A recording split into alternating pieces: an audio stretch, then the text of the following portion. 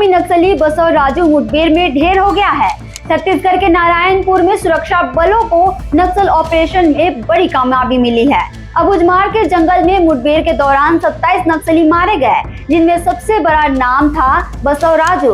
उस पर इनाम था और वो 5 राज्यों की पुलिस को लंबे समय से तलाश था। बसव राजू का असली नाम नंबाला केशव राव था। वो आंध्र प्रदेश के श्रीकाकुलम का रहने वाला था। बीटेक की पढ़ाई करने के बाद 1970 में घर छोड़ दिया था और माओवादी संगठन से जुड़ गया।